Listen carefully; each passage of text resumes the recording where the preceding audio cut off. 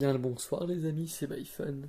On se retrouve parce qu'il n'y a plus rien qui va. J'ai encore trouvé des trucs dans mon grenier, moi qui pensais en avoir fait le tour, hein.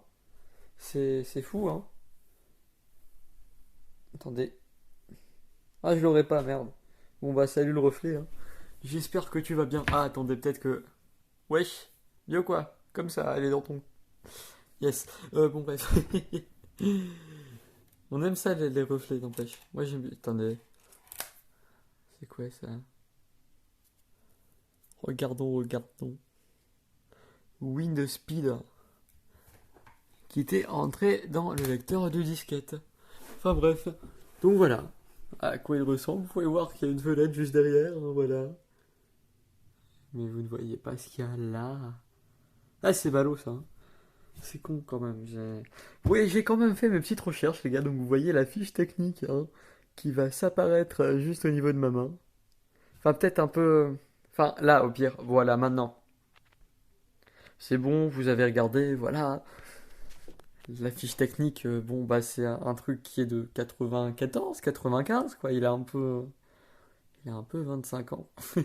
Et d'ailleurs, j'ai vu que pour ceux qui connaissent, donc, il y a LGR, du coup, hein, un youtubeur anglais qui fait un peu de rétro-tech, de tout ce que tu veux, bah, qui en a fait une review il y a 10 putains d'années. Je trouve ça fou. Il y a le lecteur, mais est-ce que j'ai les disquettes? Non. Mais bon, c'est pas grave, on va encore voir au moins s'il peut démarrer ce truc. Donc, ce qu'on va faire, c'est qu'on va aller, hop là, jusqu'ici. Ça, hop là, ça va dégager. Donc, voilà, hein, nous sommes positionnés. Du coup, on va tout de suite aller chercher Scrabble alimentation, comme on dit. Puis, on va aller dans le dessous du bureau des ténèbres pour la brancher. Hein, ça, quel plaisir. Et même l'alimentation, elle est d'origine, mon gars. Non, tu vois pas, mais c'est pas grave. Bon, alors, bien sûr, hein, l'alimentation qui pendouille, c'est en option, les gars. C'est pas fourni avec. Waouh! Oh, ce disque dur qui gratte, les gars. Oh, c'est bon. Attendez, je sais ce qu'on va faire. Bougez pas, non, parce qu'on a tout prévu ici, les gars. On a tout prévu, putain. Bon, les petites loupiottes ont l'air de fonctionner, hein. Alors, yes, un code erreur. Parce que c'est pas ça qu'on aime un peu. Je vais essayer de regarder vite fait si je peux trouver les codes erreurs sur l'internet, hein, parce que je les connais pas par cœur, les gars, mais en fait, sinon, flemme, de toute façon, au pire, c'est juste une déco. On verra bien, on se retrouve dans 5 minutes, voir si j'ai changé quelque chose ou pas, hein. Bon, du coup, bon, alors peut-être la lumière a changé, hein, mais on fait pas gaffe, bien sûr. Donc, en continuant, du coup, d'investiguer sur pourquoi, du comment, de peut-être qui n'allait pas, déjà, j'ai remarqué un truc, c'est qu'il y a pas de batterie dedans, en fait. Et je sais plus comment j'ai fait pour enlever ça, ne bougez pas. Ah oui, voilà, c'est parce qu'hier, j'avais des ongles. Yes, il y a rien dedans. Regardez, je rentre. Oh, ma grosse main comme ça. Avec, vous voyez, on va le foutre à la lumière, mais. Ouais, toujours pas, mais bref, déjà, il manque une batterie. Ça, c'est beau, j'ai envie de vous dire. Il- il- D'accord, super, un plaisir. Et il manque la batterie, donc. C'est c'est déjà plutôt pas mal, je pense, comme fact. Voilà. Voilà, on va réussir à le remettre. Ah, c'est beau. Ah oui, donc aussi, ici, du coup, on a un slot de RAM. Bon, pour ceux que ça intéresse, attendez, bougez pas. Que je cherche le tournevis du turfu, hein. Non, c'est pas le mot. Alors ça, vous voyez, c'est ce qu'on appelle un tournevis pété dans le jargon, hein. Focus, please, voilà. Ah, on aime ça, les tournevis pétés ici. Ça, c'est à force de faire de la merde avec, bien sûr. Il se pète les culs, tu vois, il pète des culs, ce tournevis. D'ailleurs, on peut voir que ici, il y a une petite rayure qui était déjà là avant. Voilà, hein, c'est un plaisir, surtout. Bon, par contre, je vais avoir besoin de mes deux mains, tout ça. Yes, c'est ouvert. Alors, pour vous dire à quel point c'est bien fermé, il a terminé là-bas, le capuchon, les gars. Vraiment, il a... Ah, cacahuète. Il a terminé. En fait, vraiment, c'est...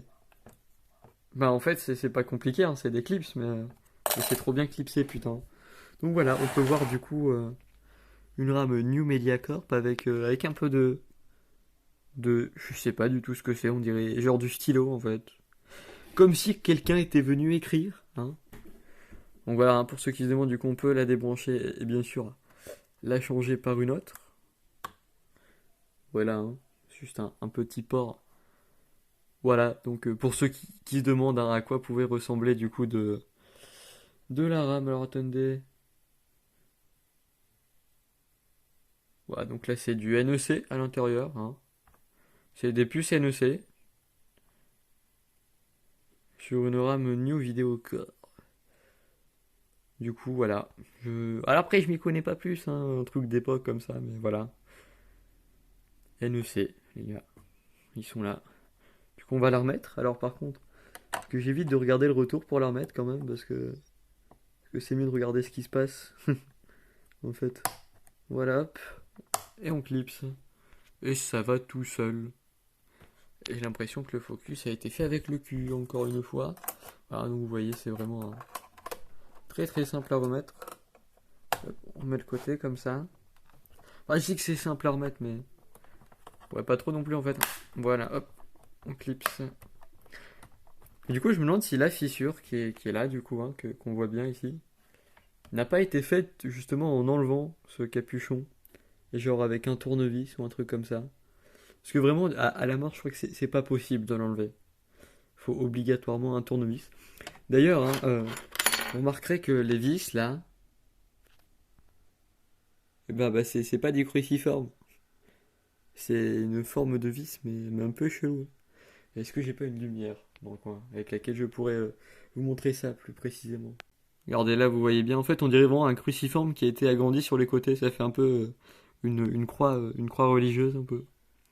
Du coup, c'est chelou parce qu'on dirait pas tant que ça a été foiré un peu, genre en mode quelqu'un qui aurait forcé avec un tournevis. Donc je sais pas.